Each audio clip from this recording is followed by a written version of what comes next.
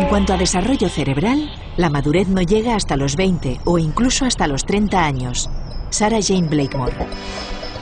En las últimas décadas se ha descubierto que nuestro cerebro es capaz durante toda la vida de cambiar su estructura y su configuración al ritmo de su entorno. El mensaje de redes de hoy es: ejercita tu cerebro, puede cambiar, nunca es tarde. Eduardo Punset nos revela en esta clave, junto a la neurocientífica Sarah Blakemore, las evidencias de la plasticidad del cerebro humano y cómo en los últimos años la neurociencia va a tener mucho que decir en las escuelas.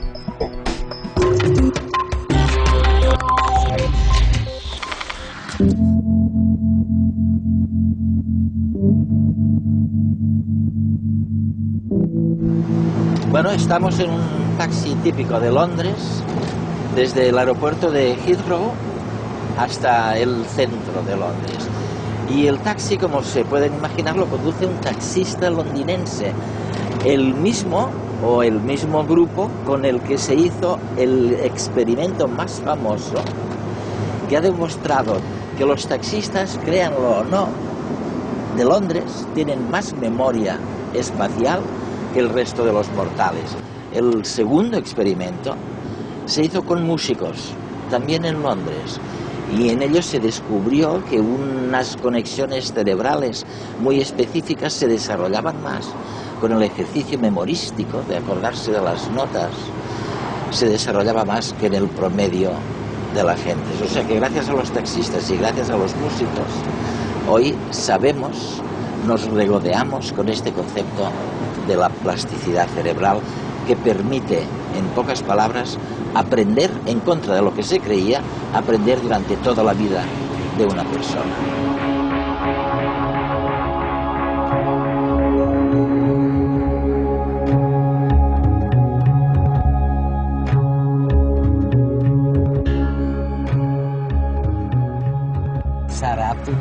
Sarah, hasta ahora solo teníamos la genética. Cuando nos preguntábamos qué pasaría con la educación, es lo único que teníamos. Pero ahora la ciencia de la neurología y de la psicología se han unido y nos dicen que no solo se trata de la genética, que también están las emociones, la dieta, que hay muchas más cosas. Bueno, de hecho, si esto es cierto, probablemente podemos hacer algo en relación con la educación, que es bastante mala en los tiempos que corren, ¿no? ¿Podemos hacer algo? Sí, creo que en cierto modo actualmente la investigación va en esa dirección. Estamos empezando a ver ciertas consecuencias para la ciencia, para la neurociencia concretamente aplicables a las políticas y a las prácticas educativas. Ahora mismo es bastante difícil sacar conclusiones, porque está claro que es demasiado pronto. Pero en el futuro, a medio plazo, la neurociencia tendrá muchas repercusiones en el ámbito educativo. ¿Y hemos obtenido ya algún descubrimiento que pueda ayudar al ciudadano de a pie? ¿Qué habéis descubierto vosotros? Nuestros estudios se centran en ver cómo se desarrolla el cerebro. Es una ciencia realmente nueva, de hecho, solo existe desde hace unos 5 o 10 años, desde que utilizamos tecnología como la neuroimagen, las resonancias magnéticas cerebrales, que nos permiten hacer un escáner del cerebro de una persona viva, para ver cómo se desarrolla este a lo largo de la vida. Y estos estudios de investigación muestran claramente que el cerebro sigue desarrollándose durante décadas, y una etapa del desarrollo especialmente crucial es la adolescencia. Y es una crisis, real. Bueno, lo es. Se ha escrito mucho sobre el tema desde hace siglos, pero lo que no sabíamos es por qué la adolescencia representa un periodo de crisis, de transición cerebral. Un periodo en el que la conciencia de uno mismo, la influencia de los semejantes, la asunción de riesgos, todas estas cosas cambian. Hace una década la mayoría lo hubiese asociado con cambios hormonales.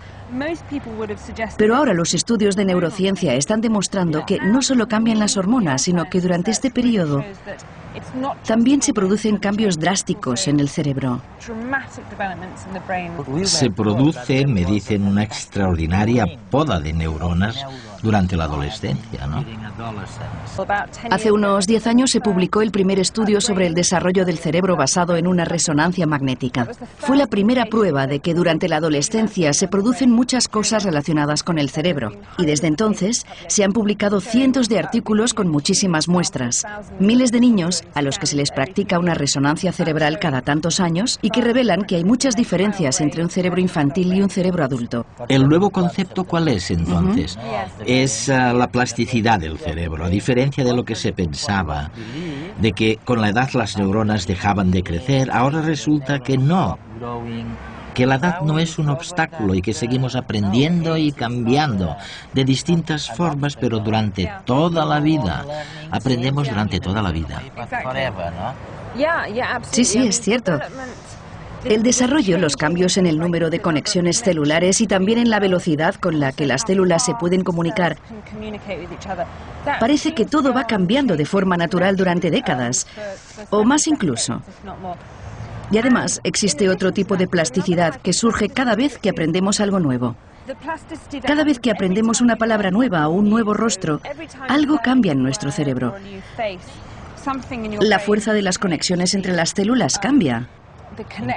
Y sabemos que podría seguir así para siempre, durante toda la vida. El tiempo. ¡Ay, el tiempo! Desde que nacemos vamos acumulando horas, días de felicidad. Llegan los hijos, las preocupaciones, las alegrías, la tristeza. Y nos salen las primeras canas, las primeras arrugas, nos duelen los huesos. Hasta hace bien poco se creía que nuestro cerebro, como nuestro cuerpo, iba perdiendo facultades, se iba atrofiando. Pero eso se lo han creído ellos. Hace 30 años los científicos afirmaban que nuestro cerebro se desarrollaba en la infancia y que, llegada a una edad avanzada, no podíamos aprender nada nuevo. Por suerte, ahora ya se sabe que eso no es así. Y que, sí, nos hacemos mayores, pero nuestro cerebro está preparado para aprender durante toda la vida, aunque tenemos que ejercitarlo. Ahora sabemos que también en el cerebro adulto se crean nuevas neuronas y que son más importantes las conexiones, las sinapsis, que la cantidad de neuronas en sí. Y esas conexiones sí que se crean.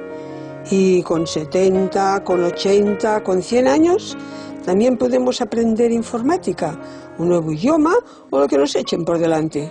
Por supuesto, el cerebro envejecido es menos maleable y aprender nuevas cosas pues eso requiere de más tiempo. Pero vamos, que querer es poder.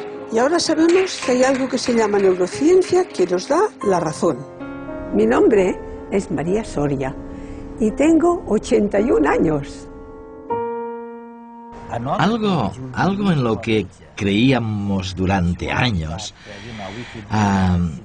que podíamos estar en una habitación solos y aprender mucho estando solo. Ahora me decís que no es cierto, que posiblemente la inteligencia, el desarrollo cerebral necesiten del contacto con otros cerebros. ¿Es verdad? Sí, parte de mi trabajo se centra en el cerebro social, es decir, la complicada red que conecta las regiones cerebrales que se utilizan para que podamos interactuar con otras personas y entenderlas. Parece que las interacciones sociales están ahí desde el principio, desde el nacimiento. Son sumamente importantes para el aprendizaje y el desarrollo. Hay estudios en Estados Unidos que demuestran que los bebés aprenden mejor si lo hacen de una persona de carne y hueso que de una pantalla de televisión o de la grabación de una voz en una cinta.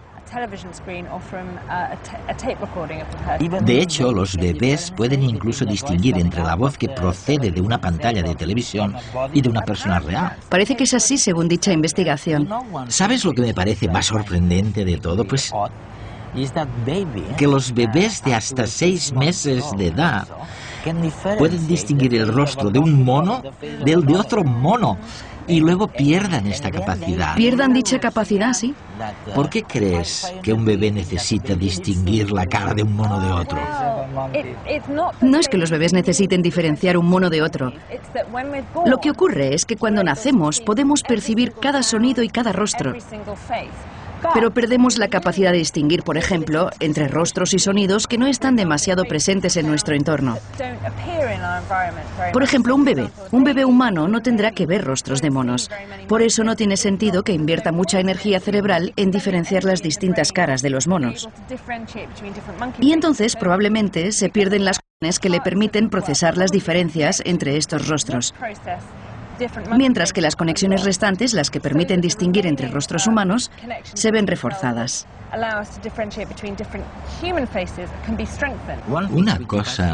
Una cosa que me fascina, y supongo que a muchos ciudadanos también, es algo que tiene que ver, bueno, tú lo llamas, creo, los periodos críticos del aprendizaje. Por supuesto, tenemos los ejemplos terroríficos de 2 premios Nobel, no me acuerdo de cómo se llamaban. Hubel y Wiesel. Exacto, Hubel y Wiesel. Hicieron experimentos con gatitos, ellos. Sí, privaron a los gatos. Privaron a los gatos de la visión y los pobres gatitos perdieron el sentido de la vista. En cierto modo, esto demostró que hay etapas críticas para el aprendizaje. ¿Se parecen los humanos a los gatos en este sentido o tienen otros periodos o ventanas? Bueno, al decirlo así, has omitido el final de la historia. Lo que estudios posteriores han demostrado es que se puede obtener cierta recuperación de las funciones. O sea, que si sometemos a un gato que ha perdido el sentido de la vista, que ha perdido un desarrollo normal del córtex visual, a un entrenamiento intensivo, se le puede entrenar cerebralmente para que recupere la vista en condiciones más o menos normales. Es decir, que no deberían interpretarse como periodos críticos en el sentido de que una vez transcurridos ya no hay nada que hacer, sino más bien como periodos sensibles, periodos que son particularmente buenos para adquirir información y desarrollar ciertos aprendizajes. Si pudiéramos retroceder 200.000 años y traernos a un niño al siglo XXI, le bastarían pocos días para acabar jugando a la consola como cualquier crío actual. Del mismo modo, cualquiera de nosotros podría regresar al pasado con los parientes de ese niño y sorprendernos al poco cazando mamuts o haciendo fuego chascando un par de piedras. Y es que el cerebro humano no ha evolucionado. Es el mismo desde hace decenas de miles de años, pero viene dotado con todos los kits que va a necesitar.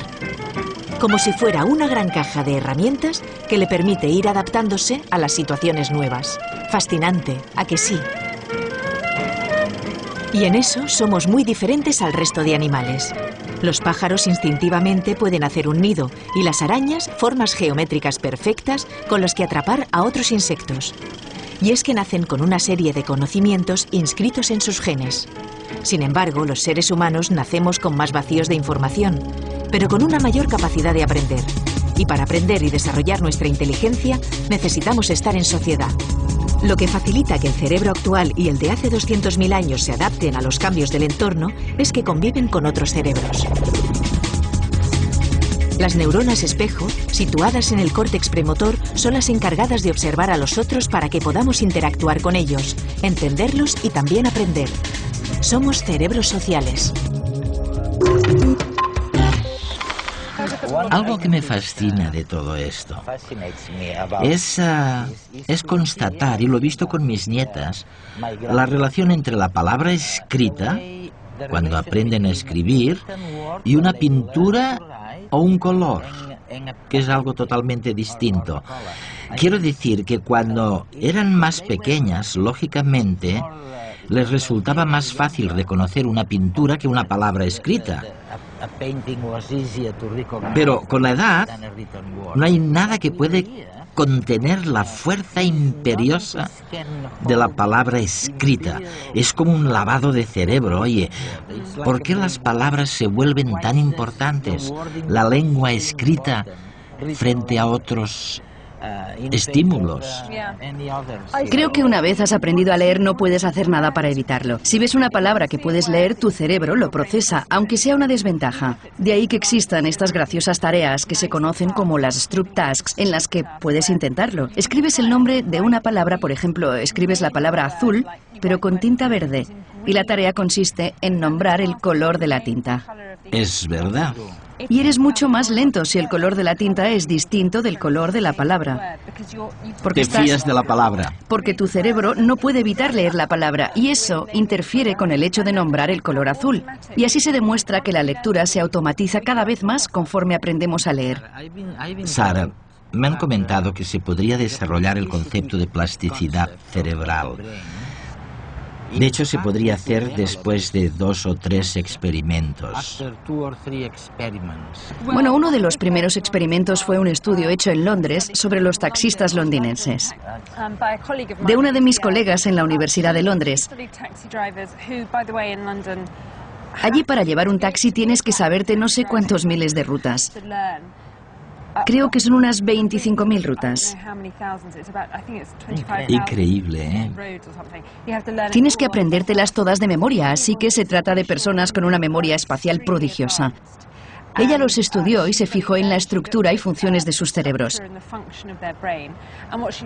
Y lo que descubrió fue que comparando con otros conductores, el hipocampo, que es una parte del cerebro que se encarga de la memoria y del aprendizaje espacial, una parte de este era mayor. Mayor, ¿eh? Sí.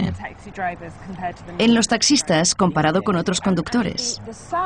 Y el tamaño de esa parte del hipocampo tenía que ver con el tiempo que habían estado conduciendo taxis, cosa que sugería que realmente el tamaño tenía que ver con la necesidad de moverse por Londres.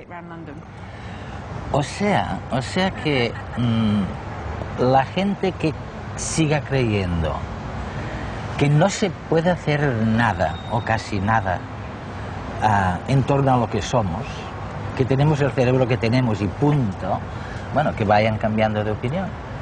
Porque fíjense, los conductores de taxi aquí en Londres les ha crecido el hipocampo a base de memorizar simplemente los nombres de calles. Sara, parece que hay otro ejemplo que tiene que ver con los músicos. Hay estudios sobre violinistas. Sí, violinistas. Violinistas expertos cuyos cerebros, más concretamente la parte de sus cerebros que controla el movimiento de los dedos de la mano izquierda, porque utilizan la mano izquierda. Pero todo está en la parte derecha, ¿no? Sí, el hemisferio derecho es mayor en los violinistas expertos. De hecho, creo que se trató de un descubrimiento especialmente importante para los violinistas que practicaban desde la infancia y menos importante para los violinistas que aprendieron de mayores. De mayores, me dices. Además, actualmente hay estudios muy interesantes sobre las personas que aprenden a hacer malabarismos, que aprenden a hacer juegos malabares con pelotas. Si comparamos el cerebro de personas antes de que hayan aprendido a hacer malabarismos y después de 3 meses de aprendizaje, la parte del cerebro que interviene en el procesamiento de los movimientos visuales, el hecho de tener que seguir la trayectoria de la pelota, incrementa el tamaño del cerebro. Y algo interesante es que si dejan de practicar durante 3 meses, el cerebro se encoge y vuelve a su estado original. O sea que tiene mucho que ver con este concepto de la plasticidad cerebral. Hay que entrenar el cerebro y seguir practicando, porque si no, vuelve a donde estaba. De la misma forma que cuando practicamos un deporte se desarrollan más determinados músculos, en la última década técnicas como la resonancia magnética han permitido ver que con el cerebro pasa algo similar. Ahora se puede medir la actividad cerebral de una persona mientras ésta desarrolla una tarea y ver de qué forma el sistema nervioso se adapta continuamente a las circunstancias cambiantes, cuando aprende una nueva lengua, una habilidad, una ruta distinta hacia casa o al ver una cara nueva. Y como en el caso del deporte, los cambios de la estructura del cerebro van asociados a su uso. Cada día recorren la ciudad, se manejan por un entramado complejo de calles, avenidas y rondas. Recuerdan que hay obras en una zona determinada y las sortean. Se saben de memoria cientos o quizás miles de rutas. De toda esa información espacial se encarga el hipocampo, una región cerebral con forma de caballito de mar. Nos ayuda a recordar dónde están las cosas o cómo volver a casa, y almacena información sobre coordenadas espaciales. Esa zona, cuando una persona se convierte en un experto de la navegación, se desarrolla más. Por eso, en un taxista es mucho mayor que en un conductor normal de la misma edad y sexo. El tamaño depende del tiempo que lleva conduciendo el taxi y usando a fondo su memoria espacial. Lo interesante de esto es que ahora se sabe que todos podemos ejercitar nuestro hipocampo para mejorar la memoria espacial y la navegación. La parte del cerebro que procesa la música está situada a ambos lados de la cabeza, muy cerca de las orejas. Se denomina córtex auditivo y en los músicos puede ser hasta un 25% más grande que en las personas que jamás han tocado un instrumento. Y como ocurre con los taxistas, el tamaño del córtex auditivo depende de los años que lleve esa persona dedicada a la música. Pero este no es el único cambio en su cerebro. También las regiones que controlan el movimiento y el tacto se transforman como consecuencia del uso. Cuando el dedo toca una cuerda, este estímulo sensorial activa neuronas en el córtex sensomotor del lado opuesto. Además, un nivel alto de actividad refuerza las conexiones entre los grupos de neuronas excitadas. Y si un adulto empieza a tocar el violín, también cambia su córtex sensomotor. Se ha demostrado que se necesitan apenas 5 días para que las áreas sensorial y motora se modifiquen y se adapten a la nueva actividad. Aunque si dejamos de tocar durante mucho tiempo, perdemos flexibilidad y conexiones sinápticas. Nuestro cerebro es moldeable. Tiene una gran capacidad para cambiar y adaptarse en función del entorno y de nuestras experiencias. Y puede, además, reorganizar funciones. En las personas sordas, el córtex auditivo, en lugar de procesar el sonido, se activa para leer los movimientos de los labios. Se adapta a las circunstancias y responde a otras señales que la persona sorda necesita procesar y entender. Yo solía burlarme de la gente que hace crucigramas del periódico, pero me contestaban: es para recordar mejor, para mejorar mi memoria. Así que es verdad, ¿estaban mejorando su memoria? Sí, bueno, hay muchos estudios sobre ello porque ahora se pueden comprar videojuegos nuevos, como por ejemplo Brain Training. No sé si has oído hablar de este videojuego. Sin embargo, es un tema polémico porque se trata de saber para qué sirve realizar este tipo de ejercicios. Crucigramas, puzzles enormes y este tipo de cosas. Creo que el consenso general desde un punto de vista neurocientífico es que entrenarse en este tipo de actividades claramente mejora o cambia la parte del cerebro donde se encuentran estas habilidades. Es decir, que si haces muchos crucigramas cada vez los harás mejor. Y la razón van a ser ciertos cambios cerebrales. Pero la cuestión es saber si esto tiene un impacto para cualquier otra habilidad. En las habilidades en general, por ejemplo. Sí, sí es general. No hay ningún indicio de que así sea y habrá que seguir investigando. Pero si todo esto de lo que estamos hablando contiene, aunque sea solo una media verdad, entonces las perspectivas de cambio para la educación son inmensas. Sí, estamos empezando a saber mucho más sobre lo que sucede en el cerebro cuando aprendes cosas distintas, como matemáticas, o cuando aprendes a leer y escribir, cuando interactúas socialmente o cuando utilizas distintos métodos de aprendizaje. Pero creo que lo más importante que hay que recordar es que todo ello va a tener consecuencias para la educación.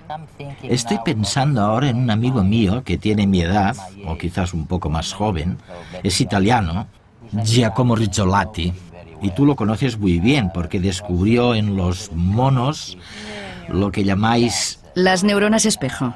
Así es. Y descubrió que con solo mirar a alguien haciendo algo, tú aprendes a hacerlo también. Sí. Y si intentas imitar lo que el otro está haciendo, entonces aprendes más deprisa. Habría que intentar aplicarlo a la educación, ¿no crees? Habría que aplicarlo. Sí, y hay otros ejemplos que van en esa misma dirección, como cuando simplemente te imaginas haciendo algo, por lo que se activan las mismas regiones cerebrales que cuando realmente haces lo que habías imaginado. Lo que significa que la práctica mental puede ser eficaz, ya que si nos imaginamos haciendo algo, no sé, corriendo por ejemplo, puede influir en nuestra velocidad. Bueno, es una influencia muy sutil, pero significativa. En cosas como la fuerza de nuestros músculos. Con solo imaginarlo sin hacer absolutamente nada. Y se supone que es porque cuando lo imaginamos se activan las mismas regiones cerebrales que cuando hacemos ejercicio de verdad.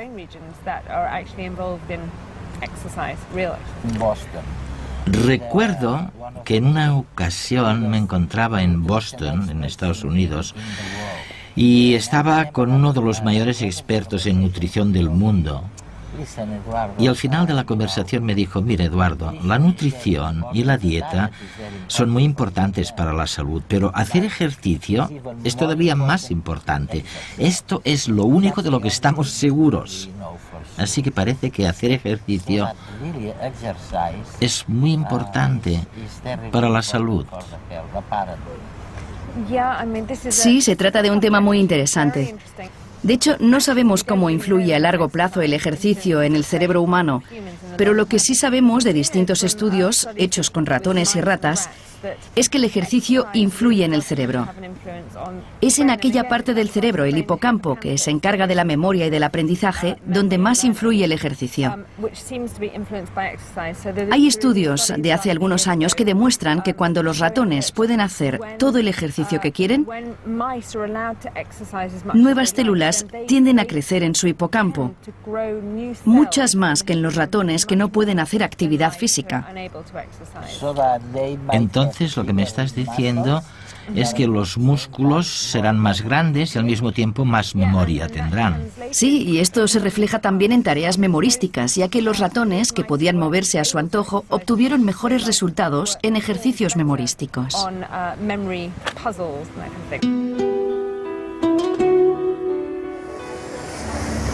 Estamos descubriendo por primera vez que es cierto que existen periodos críticos en el aprendizaje de una persona. Hay idiomas, hay cosas que es mejor aprenderlas en una edad determinada que en otras. Bueno, otro descubrimiento. Estamos viendo que realmente es prácticamente imposible aprender solo. Uno aprende cuando se relaciona con los demás. Y esto echa por tierra cosas que habíamos creído durante centenares de años. Es la gran revolución educativa, o más bien es la gran revolución de la entrada de la ciencia en el sistema educativo. Sería muy útil enseñar a los jóvenes en el instituto cómo se desarrolla su cerebro. Sarah Jane Blakemore.